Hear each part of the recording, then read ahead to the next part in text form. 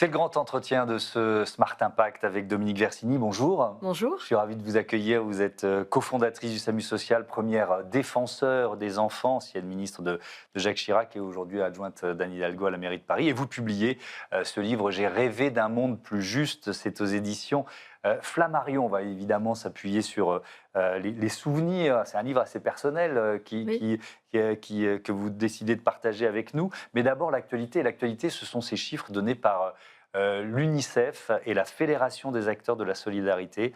Ils ont été publiés il y a quelques jours, à la toute fin de ce mois d'août. Au moins 2159 enfants, dont 503 enfants de moins de 3 ans endormis à la rue. Alors c'est une nuit, la nuit du 18 au 19 août en France, sont des chiffres qui s'aggravent, plus 6% en un an. Déjà une question générale, comment vous l'expliquez, la persistance ou l'aggravation de ce phénomène?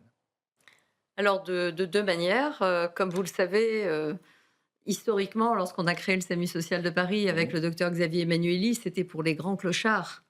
Donc c'était des hommes à la rue, très clochardisés. Et puis à partir des années 2000, on commençait à arriver des familles venues d'ailleurs, Mhm. donc des familles migrantes. Ouais. Et ça s'est vraiment aggravé avec la crise de l'accueil des réfugiés en 2015. Et ça n'a pas cessé depuis.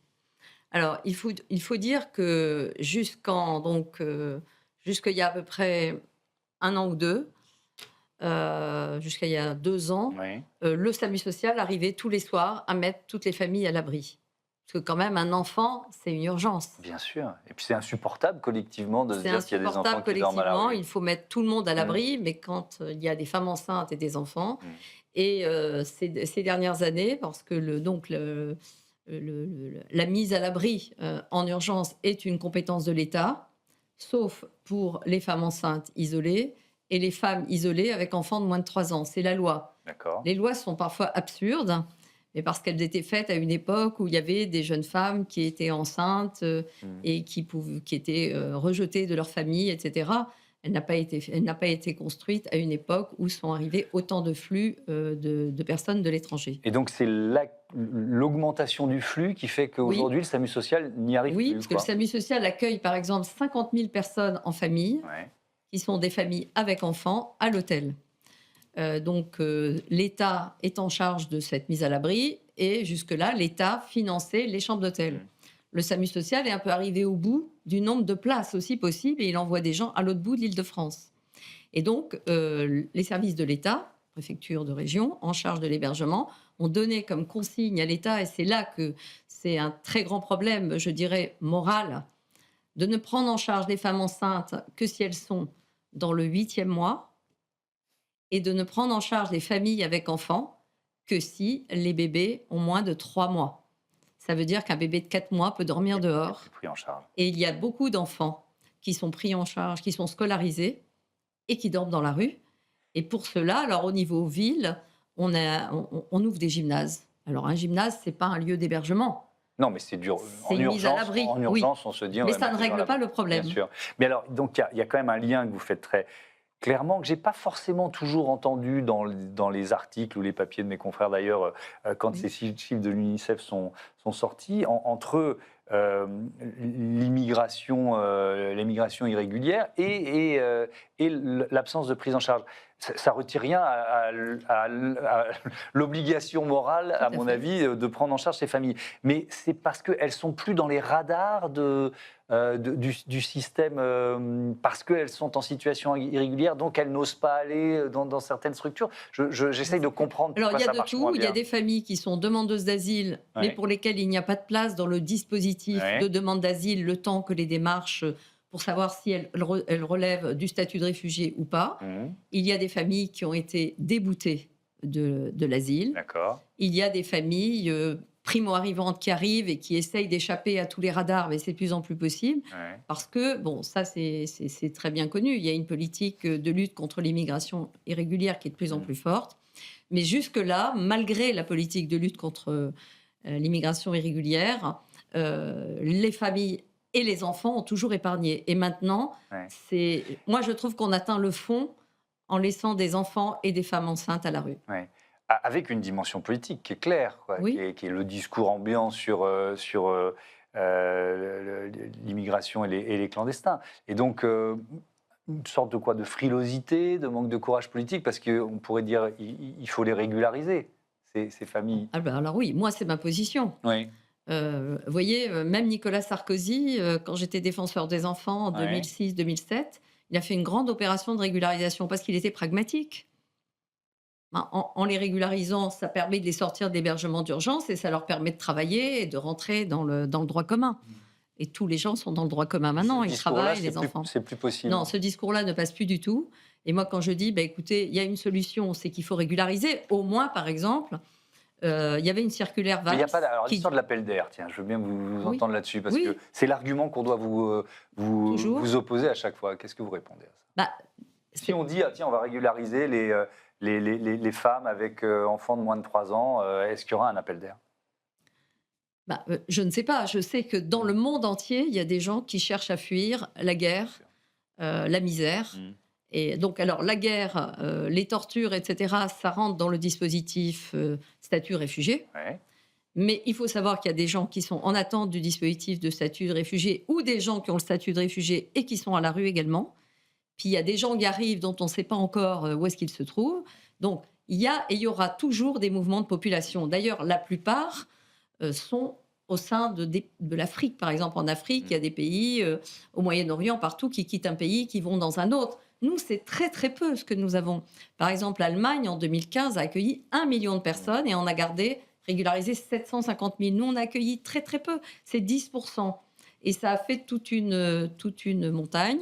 Et aujourd'hui, c'est vrai qu'il y a une parole assumée sur l'immigration irrégulière et que c'est très compliqué. Alors, voilà. Donc, moi, je pense qu'en tout cas, il y a une chose qui s'appelle, par exemple, la Convention internationale des droits de l'enfant, l'intérêt supérieur d'un enfant. Pour moi, un enfant qui va à l'école et qui est scolarisé et qui dort dans la rue le soir, c'est impossible. D'ailleurs, les gens, moi je parle de Paris parce que je suis parisienne, mais les familles parisiennes dans les écoles, elles se cotisent, elles leur payent des chambres d'hôtel, elles les accueillent chez eux. Le nombre de gens de la société civile qui se disent on ne peut pas laisser cette femme enceinte dans la rue ou cet enfant qui est le petit camarade du mien, et quand le mien va goûter et rentre au chaud, l'autre il dort derrière la gare de l'Est ou la gare du Nord, c'est intolérable. Moi je dis quand même que les enfants, et c'est bien que la présidente de l'UNICEF ait pointé ça, parce que comme c'est l'UNICEF, ça a plus de force que quand c'est un politique qui le dit. Oui. Voilà. Parce que je le rappelle, vous êtes adjointe à Anne Hidalgo à la mairie de Paris. D'ailleurs, vous ne représentez pas non plus aux prochaines élections? Non, parce Ouais. que j'ai fait 2 mandats, donc 12 années. Donc c'est bien. Et je considère que j'ai apporté ma part et que c'est aux générations à venir de poursuivre. Parce que l'actu, elle est aussi politique, c'est la chute probable du gouvernement Bayrou le 8 septembre prochain. Tiens, vous seriez député, vous voteriez la confiance ou pas? Bon, j'avoue que vous êtes la première personne à me poser cette question, mais je comprends que les partis ne veuillent pas voter la confiance. En plus, ils demandent la confiance, mais il sait bien que c'est quand même un peu délicat. Donc c'est... Alors, moi, je connais bien François Bayrou, hein, c'est un centriste, démocrate, chrétien, etc. Il est porteur de beaucoup de valeurs, mais je crois que, pourtant, c'est un grand connaisseur du monde politique. Mais là, si on braque tous les partis politiques, Ouais. on ne peut pas avoir la confiance Mais de il faut l'Assemblée bien- mais il faut nationale. bien les faire, ces économies. Oui, il faut les faire. Mais vous voyez, par exemple, c'est très ciblé sur les questions sociales. Ouais. Mais les questions sociales, de tout temps, ont été considérées comme accessoires. Mais maintenant, on n'est plus dans l'accessoire, on est dans l'essentiel. Quand on laisse des enfants dans la rue, on est dans l'essentiel. Et ces budgets-là, on ne peut pas les sabrer. Parce qu'en faisant ça, ils perdent la confiance de tous les acteurs de la solidarité, quels qu'ils soient. Ça va d'Emmaüs au Secours catholique, aux protestants, enfin tous ceux qui accueillent historiquement les gens à la rue. Et si on leur coupe les moyens, qu'est-ce qu'ils font? Vous voyez, ça provoque une sorte de désespérance. Que Moi, vous ressentez en ce moment là? oui, ah bah Parce oui. qu'il y a déjà, Là, il y a un découragement. avant même ce budget-là, il y a déjà eu un certain nombre de coupes dans des Oui. subventions avec beaucoup d'associations qui souffrent. Oui, mais pas tant que ça, en fait. Ouais. Il y a Donc, des coupes et des rattrapages. d'accord. Mais là, c'est quand même très assumé. Et voilà, donc je pense que dans ces conditions-là, c'est assez difficile de pouvoir s'en sortir. Je reconnais que diriger un pays, c'est pas facile. mais je crois qu'il faut s'accrocher à certaines valeurs qui sont plus là. Vous avez été secrétaire d'État chargé de la lutte contre Oui. la précarité et l'exclusion. C'était après la réélection de Jacques Chirac en 2002. C'est d'ailleurs la première personne que vous remerciez dans votre livre. Je voudrais bien savoir pourquoi. Parce Bah, que vous êtes plutôt une femme de gauche, donc... Oui, mais Jacques Chirac a énormément compté dans mon parcours. D'abord, lorsque Xavier Emmanueli avait cette idée du SAMU social, tout le monde lui fermait la porte et nous sommes allés voir le maire de Paris. C'était en 94, vous savez, quand Balladur voulait être président et qu'il était mis de côté et qu'il était tout seul dans l'hôtel de ville. Et il s'est lancé, vous rappelez le caractère qu'il avait dans cette... Il n'y aurait pas eu le SAMU social sans Jacques Chirac. Non, le SAMU social n'existerait pas sans Jacques Chirac. Jacques Chirac, déjà, la ville de Paris a toujours eu une politique sociale sous Chirac. C'était toujours très important. Et on n'était pas dans une époque où les questions d'immigration étaient aussi fortes et clivantes qu'aujourd'hui.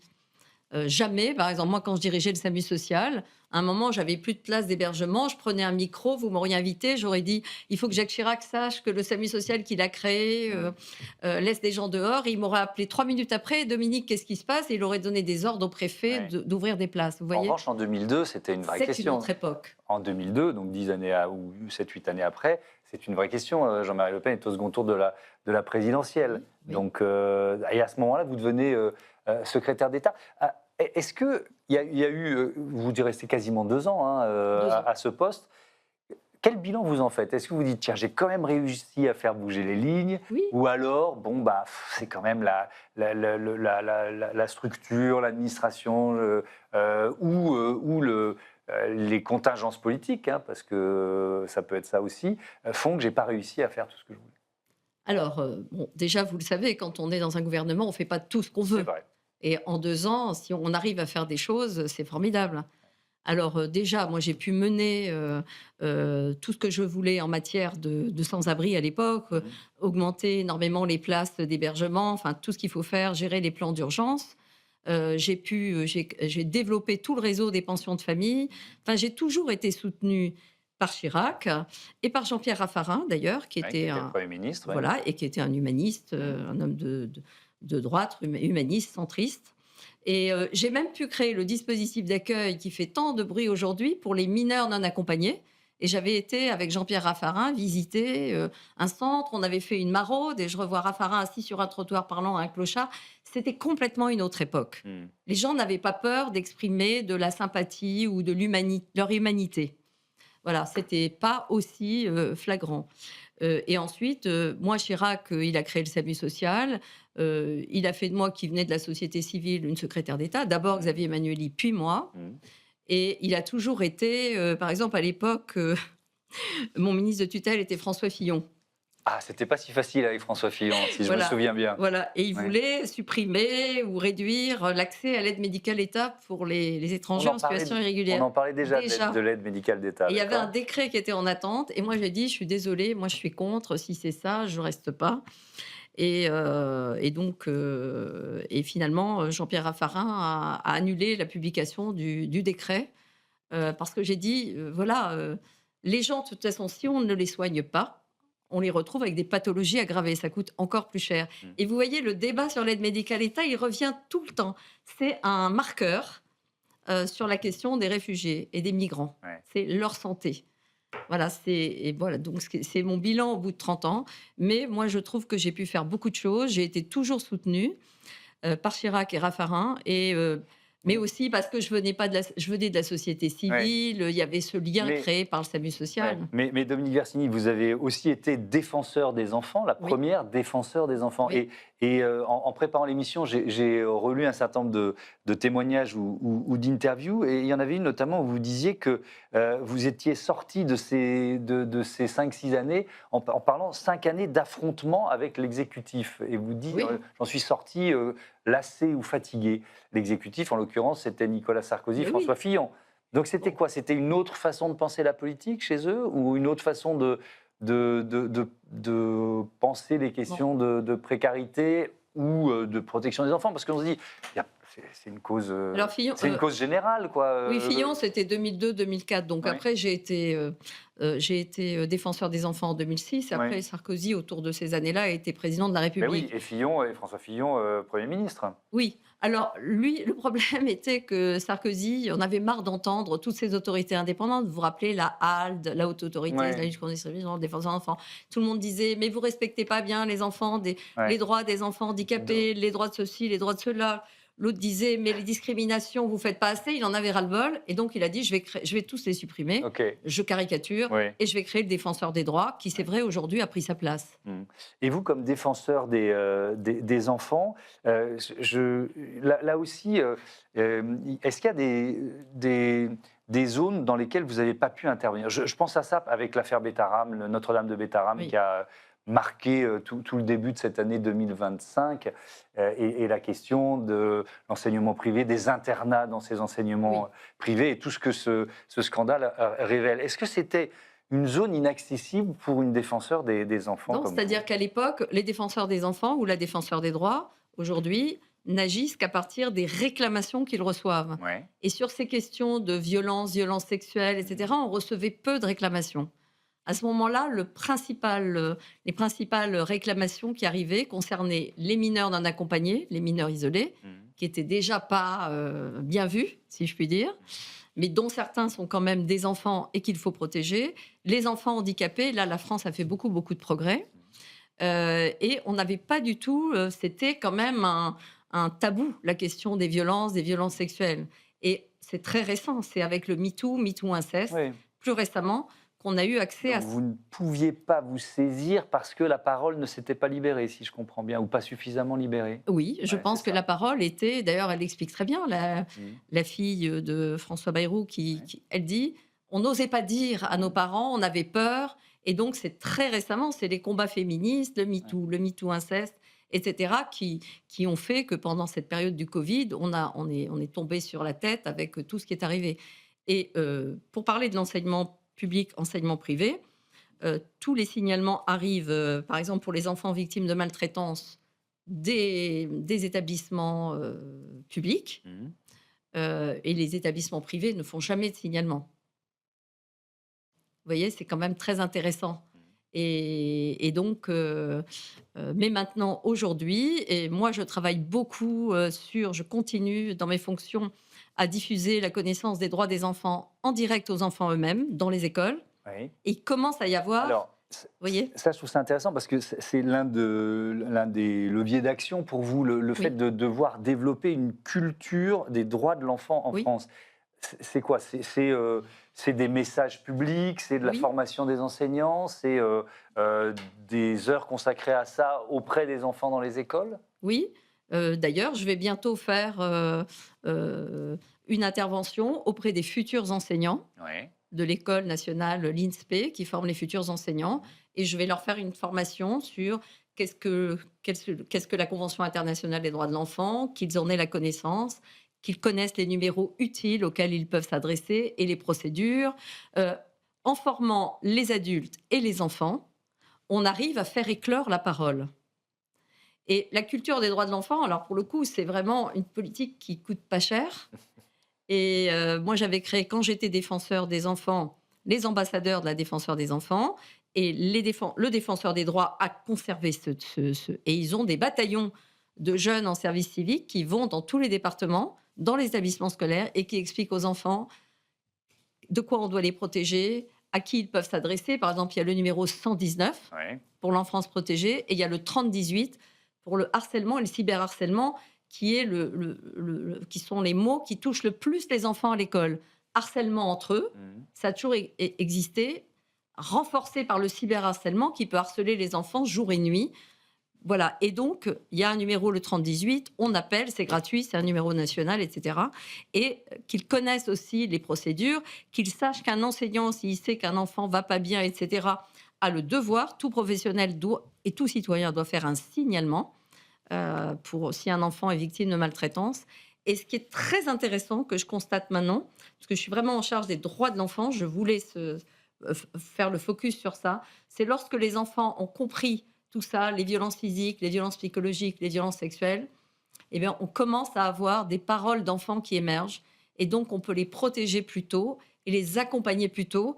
Parce que vous voyez, quand il y a eu la Civise, Mhm. qui est cette commission avec le juge Durand, que le président de la République a nommé d'ailleurs, et puis qu'il y a eu la SIAZ que Jean-Marc Sauvé, l'ancien président du Donc là, Conseil la d'État, a SIAZ, fait sur c'était l'Église. sur l'Église. Eh bien, on a vu des gens, mais de 50, 60, 70 ans, qui racontaient ce qui leur était arrivé enfant, les viols, les incestes, et ils n'en avaient jamais parlé à personne.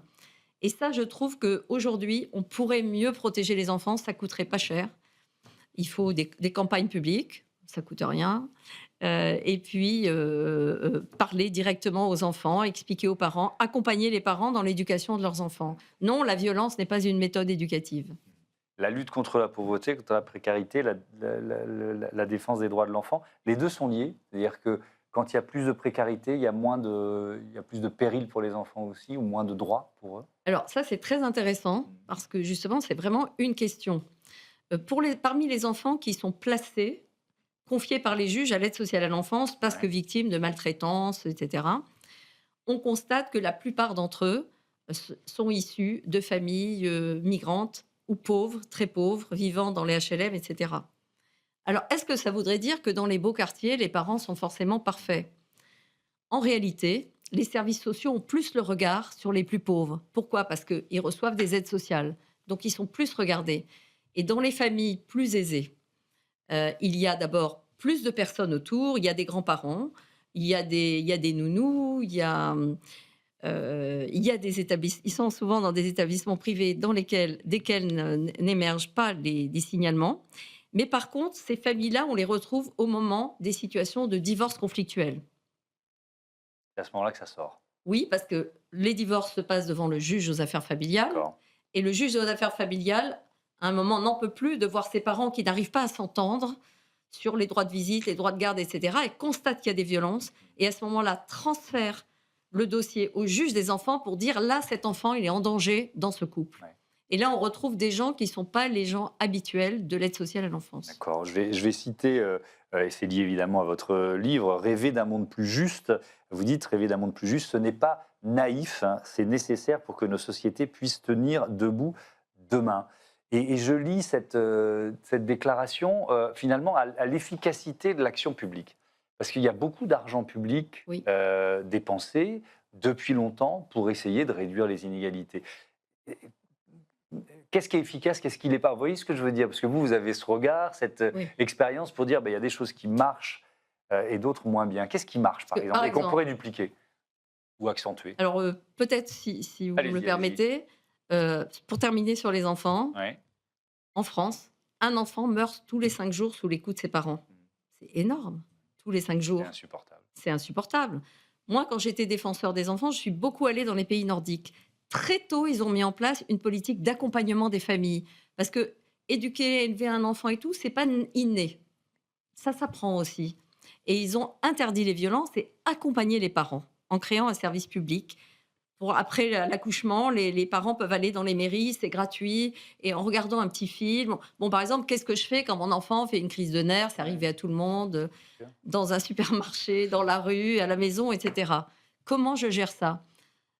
En Suède, en Norvège et tout, il y a 0 enfant qui décède et il n'y a pas d'enfant placé. En France, il y a un enfant qui meurt tous les 5 jours sous les coups de ses parents et il y a 300, à peu près 50 000 enfants placés, confiés, protégés par la justice.